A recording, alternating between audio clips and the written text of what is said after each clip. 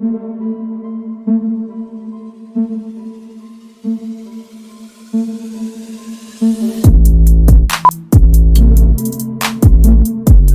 back, everybody. It's great to be a Florida Gator in 2020. I know this is a preview show. We're supposed to be talking about Texas A&M and the upcoming matchup Saturday, but we've got a lot to cover. Some breaking news, etc. And I like to try to squeeze it all in a short show once a week. So I got a few things to talk about before we look ahead to our matchup. So earlier in the week, I released a breaking video saying that Demarcus Bowman was transferring away from Clemson for unknown reasons.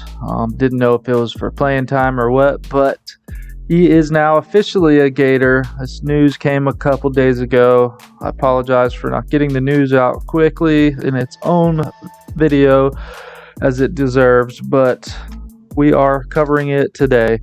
I didn't know why he was transferring. It turns out his grandfather passed away. He wanted his grandfather to see him play. Unfortunately, he had very limited snaps, and he didn't get to see very much of him. I believe his grandfather lived near Clemson, in the Clemson area. I believe he's always been a Gator at heart, but now there's not really a reason for him to stay there. I believe that was the only reason he was even attending Clemson. I think he'll probably take the year off, spend time with family, and we'll see him in the coming years. The future is bright in our backfield, I must say. And I believe I'm speaking on behalf of everybody watching when I say our condolences go out to you, Demarcus, and your family, and welcome to Gator Nation. We're glad to have you, and we know we can expect big things from you, and you're going to make quite a name for yourself here. So I just wanted to go over an eerily similar comparison here. Florida as a whole looks a lot like the 2019 LSU Tigers. So we're going to look at their schedule from 2019 real quick. Everybody was talking about how great LSU's offense was, who put up 42 on Florida last year. But in the beginning of the season and throughout, they were concerned about the defense and the amount of points they let people hang on them. For starters, Vanderbilt started the season 38 against LSU, and if that happens, of course, you're going to have question marks about your defense. They kept Utah State in check to 6, which they should with a school like that. Then they play Florida. Florida puts up 28. That's not too bad. Auburn 20. Alabama hung 41 on these guys. And a big surprise here, Mississippi put up 37. Very similar to what Mississippi did to Florida this year.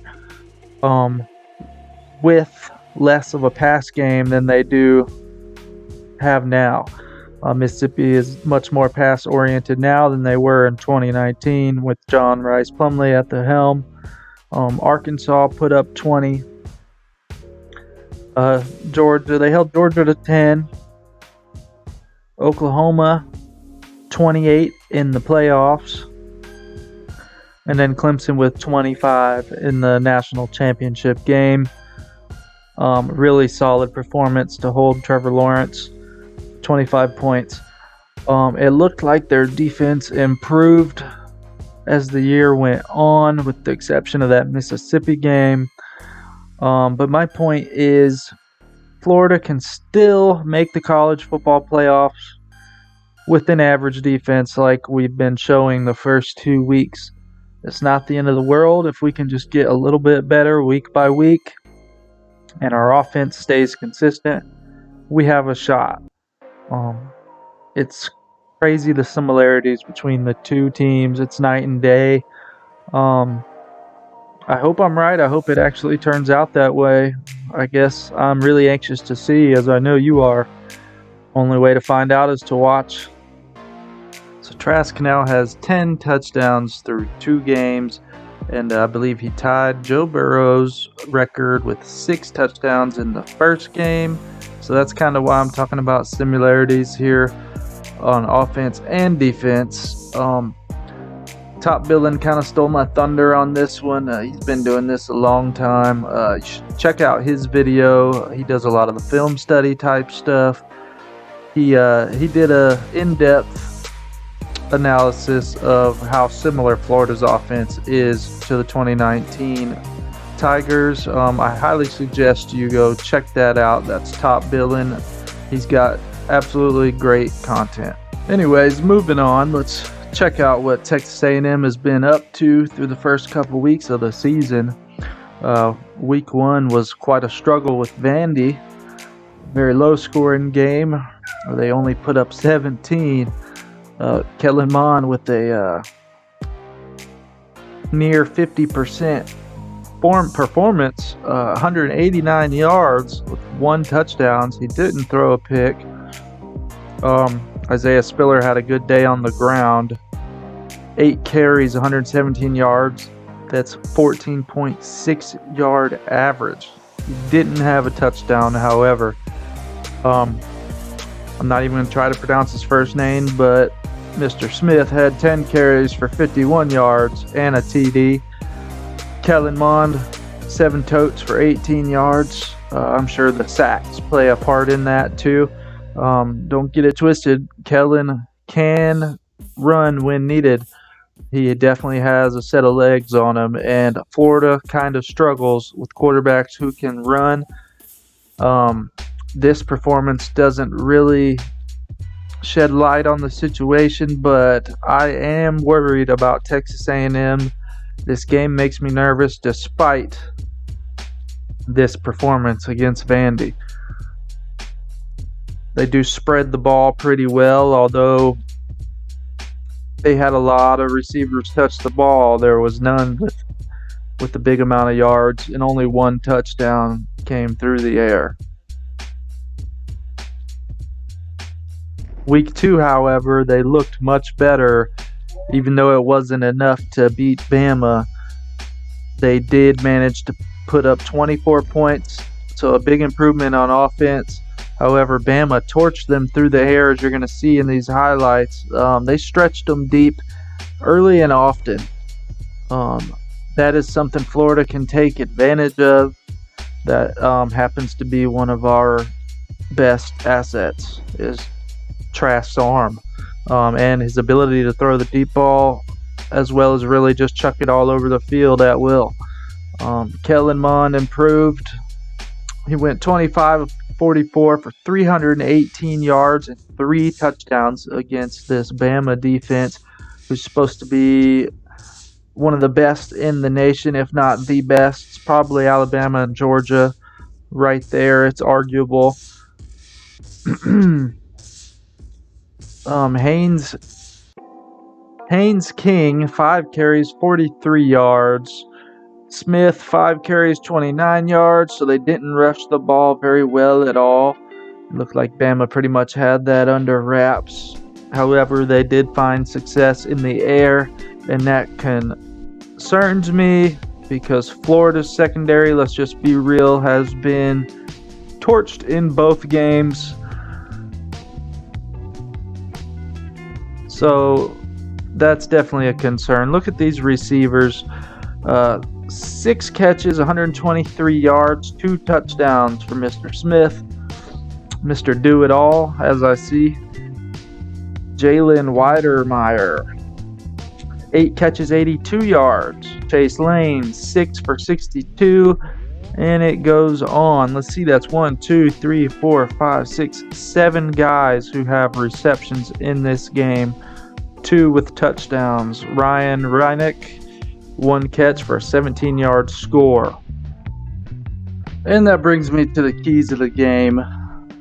For UF, we must generate some sort of pass rush better than what we have in the first 2 games. That will allow the secondary to have a little leeway. If there's a pass rush in your face, you don't need to cover the guy for 8 seconds. That's damn near impossible.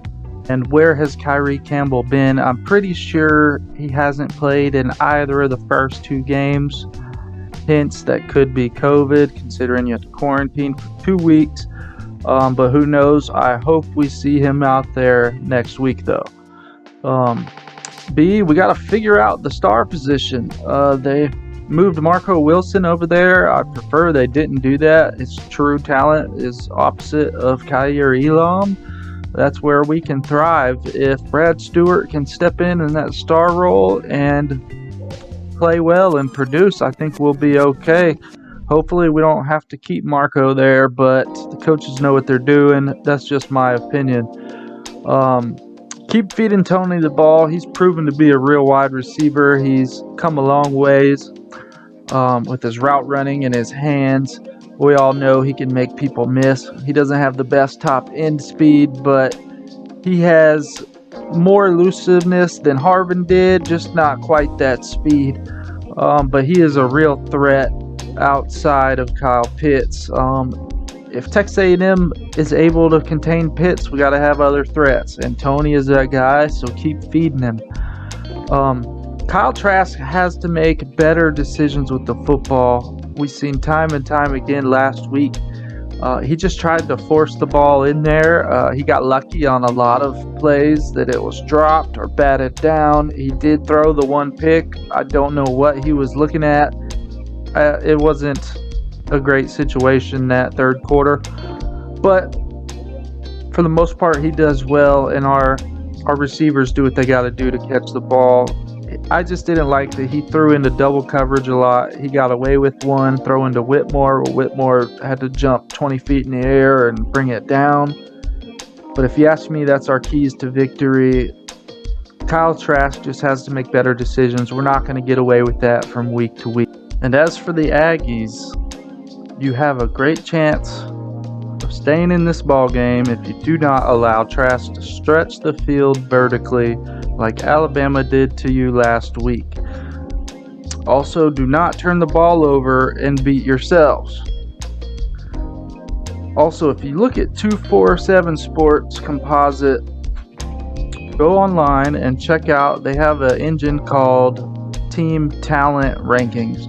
And I believe that Texas A&M may even have better talent on their roster than Florida does. It's made up of former recruits, their star rankings, etc. But that's what scares me the most, is they out-talent us, and they could make things very hard for us. So that leads me to the third point. Use that talent level to your advantage and match the players up accordingly to prevent advantageous matchups, as Mullen likes to call them. But we got a lot of different guys that can do a lot of different things. But with a team like Texas A&M and the talent they have, they should be able to assign each player to a Florida player and be able to lock us down potentially.